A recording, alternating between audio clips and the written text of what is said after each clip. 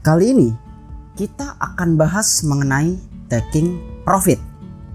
Kapan sih waktunya kita bisa menjual saham yang sudah kita hold agar bisa menikmati keuntungan dari investasi saham? Namun ingin saya pertegas ya, ini untuk investor saham yang memang berinvestasi pada saham, bukan trading ya. Karena mindsetnya tentu akan berbeda antara investor dengan trader. Di pasar modal, semua orang tujuannya adalah mendapatkan profit atau keuntungan. Tidak ada orang yang investasi pada saham masuk pasar modal tujuannya untuk buang-buang uang saja, ya kan? Oleh karena itu, taking profit merupakan hal penting dalam berinvestasi saham. Kita sudah tahu bagaimana cara menganalisa sebuah saham, kemudian bagaimana strategi membelinya, hingga menjaga psikologis saat kita sedang hold sebuah saham. Hal itu sudah diketahui, sudah dilaksanakan. Nah, sekarang mari kita bahas kapan waktunya untuk taking profit. Seperti biasa, sebelum masuk ke pembahasan, harap dibaca dahulu ya disclaimer berikut ini. Oke, taking profit intinya adalah kita mengambil keuntungan dari saham yang sudah kita hold atau kita simpan selama ini. Karena keuntungan yang ada di sekuritas kalian jika tidak direalisasikan, maka hanya menjadi floating profit saja. Lebih detail terkait apa itu floating profit, capital gain, floating loss, dan capital loss bisa dilihat penjelasannya pada video berikut ini. Karena taking profit ini sering menjadi dilematis bagi para investor. Di satu sisi, ada yang terlalu cepat melakukan taking profit, menjual sahamnya di saat untung baru beberapa persen saja. Padahal saham tersebut masih bisa naik lebih jauh lagi. Akhirnya kehilangan kesempatan untuk mendapatkan profit secara optimal. Namun di sisi lain, ada yang ditahan terus tidak kunjung melakukan taking profit. Sehingga saham yang tadinya sudah naik menjadi turun kembali. Sama, akhirnya kehilangan kesempatan untuk mendapatkan profit secara optimal di saat harganya sedang tinggi. Nah, lalu kapankah saatnya yang tepat untuk melakukan taking profit? Karena menurut saya pribadi, lebih sulit memang menjual saham dibandingkan dengan membeli saham. Di sini saya akan membagi secara umum ya untuk dua jenis investor, yaitu investor yang value investing dengan investor dividend investing. Karena metode dan indikator taking profitnya pun tentu akan berbeda. Yang pertama, value investing. Bagi kalian yang investasi di saham berlandaskan value investing, tentunya dalam membeli sebuah saham sudah dianalisa terlebih dahulu. Kalian memiliki margin of safety tertentu dalam membeli saham dengan harga yang tentunya terdiskon. Oke, misalkan begini. Kalian telah menganalisa sebuah saham dengan harga Rp500 per lembar sahamnya. Sedangkan harga wajarnya adalah Rp700 per lembar sahamnya. Berarti kalian sudah punya target harga dan juga sudah memiliki harga wajar saham kalian tersebut, yaitu di angka 700. Ya 40% capital gain saya rasa masih rasional lah ya dalam contoh ini. Maka sewaktu saham yang kalian hold tersebut sudah memasuki harga wajarnya, pada saat itulah bisa melakukan taking profit pada saham tersebut. Tetapi harga wajar ini tentunya bisa berubah. Ya, misalkan saja perusahaannya melakukan corporate action, mengakuisisi perusahaan lain, atau ekspansi secara luas. Maka bisa saja harga wajar yang sebelumnya kita nilai Rp700 per lembar sahamnya berubah menjadi Rp1.000 per lembar sahamnya, dengan ekuitas yang dimiliki dengan prospek yang lebih cerah ke depannya. Atau di sisi lain, perusahaan tersebut menjual anak usahanya, mungkin juga ekuitasnya tergerus, sehingga harga wajar yang dinilai sebelumnya 700 per lembar saham turun menjadi 600 per lembar saham. Melihat dengan kondisinya saat ini, bisa juga karena terjadi perubahan fundamental.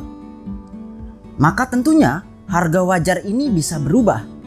Namun perubahan tersebut juga sudah dengan perhitungan yang rasional.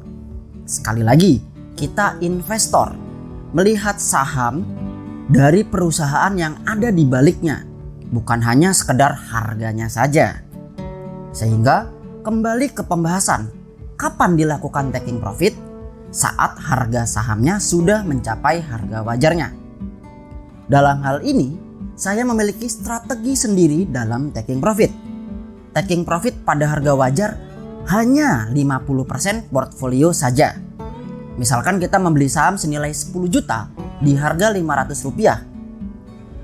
Sehingga kita memiliki 200 lot sahamnya.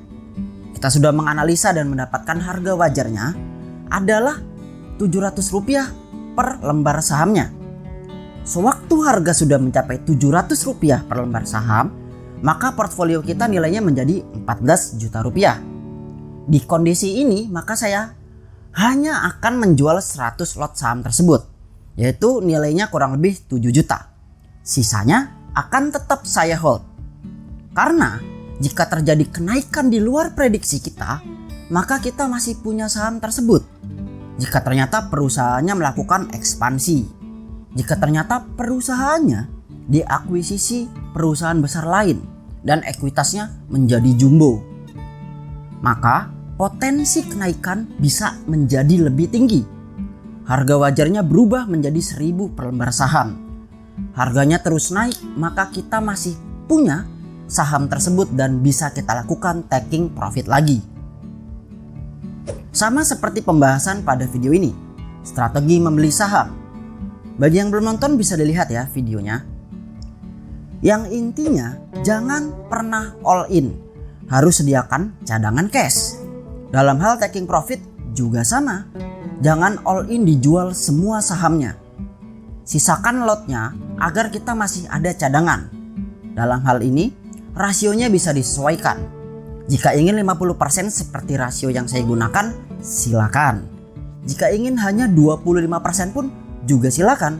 Sesuaikan saja dengan portfolio dan perhitungan masing-masing.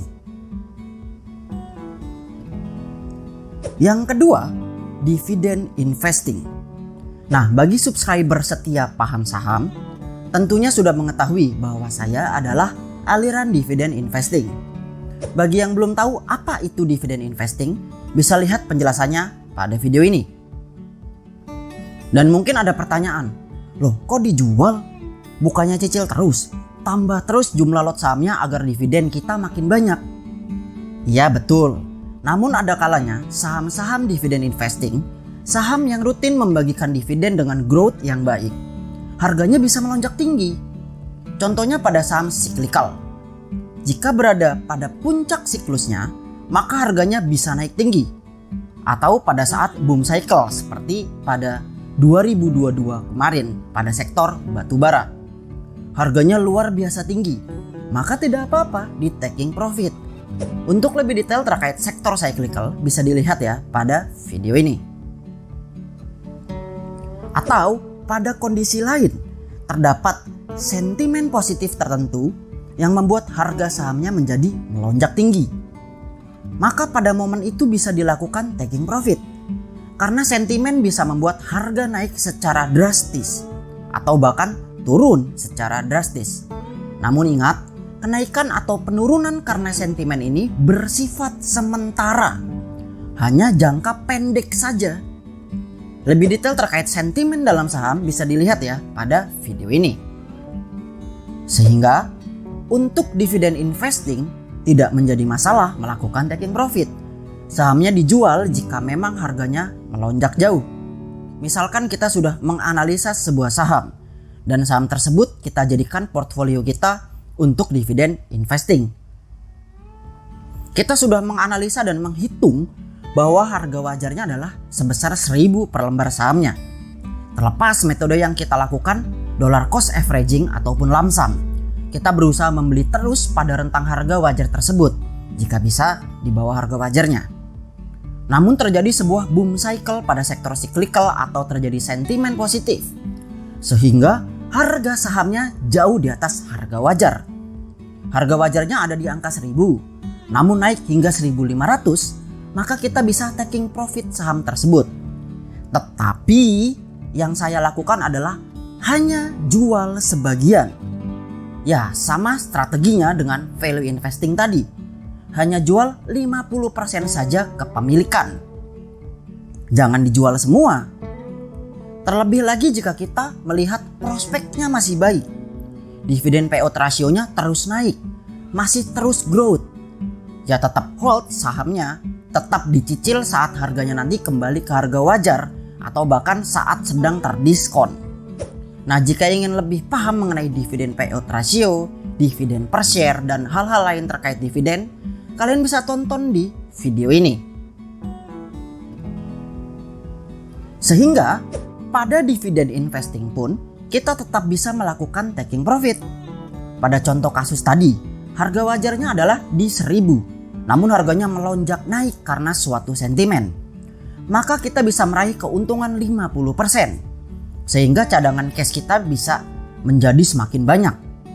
Sewaktu harganya kembali pada harga wajar atau bahkan diskon, kita bisa cicil lagi dengan kondisi cash kita yang jauh lebih banyak. Karena telah melakukan taking profit sewaktu harganya naik. Oleh karena itu, jangan salah kaprah atau salah memahami bahwa pada dividen investing kita beli terus sahamnya tanpa harus menjual sama sekali. Tidak, bukan berarti seperti itu dalam dividen investing. Memang benar, pada dividen investing kita fokus pada saham growth yang rutin membagikan dividen. Namun, bukan berarti hold terus selamanya tidak dijual sama sekali atau tidak ada penambahan saham sama sekali. Tidak seperti itu. Di video selanjutnya saya akan bahas mengenai salah kaprah yang sering terjadi dalam dividen investing. Jadi tetap stay tune ya di channel ini. Lalu bagaimana jika setelah taking profit harga sahamnya turun terus? Nah, terkait hal ini sudah pernah saya bahas pada video ini. Ditonton ya. Karena jika saya jelaskan semua dalam satu video, durasinya akan sangat panjang. Nanti jadi lama sekali. Sehingga poin penting yang perlu dipahami adalah taking profit itu bisa dilakukan terlepas kalian value investing maupun dividen investing. Namun sama halnya seperti strategi membeli saham, dalam taking profit pun perlu dilakukan manajemen alokasinya. Jangan all in dalam melakukannya. Kemudian tidak ada istilah rugi dalam taking profit. Saat kalian taking profit sebuah saham, ya namanya saja sudah taking profit. Berarti kalian merealisasikan keuntungan. Tidak ada yang salah dengan itu. Tidak ada ruginya. Justru kalian malah rugi jika harga sudah sempat tinggi, kalian tidak jual sebagian. Harganya nanti turun kembali. Disitulah kalian rugi. Mungkin jika ada penjelasan pada video saya mengatakan untuk cicil rutin terus sahamnya, beli terus sahamnya. Iya, itu selama sahamnya masih under value atau masih di rentang harga wajar untuk yang dividen investing. Selagi harganya belum terapresiasi, ya hold saja terus, cicil rutin saja terus. Namun, tetap pantau kinerjanya, fundamentalnya, labanya, prospeknya. Jangan kalian asal cicil beli, jangan kalian asal beli terus-terusan juga. Ya nggak begitu juga ya. Nah, kurang lebih seperti itu pembahasan terkait kapan kita perlu taking profit serta strateginya. Sekali lagi, rasio 50% tadi pada saat taking profit bisa disesuaikan dengan profil dan kenyamanan kalian masing-masing. Bukan patokan baku atau sebuah hal yang wajib. Itu hanya sekedar pandangan saja. Kalian sesuaikan saja masing-masing alokasinya. Dan saya ingin menegaskan bahwa sulit merangkum semua aspek dalam satu video saja.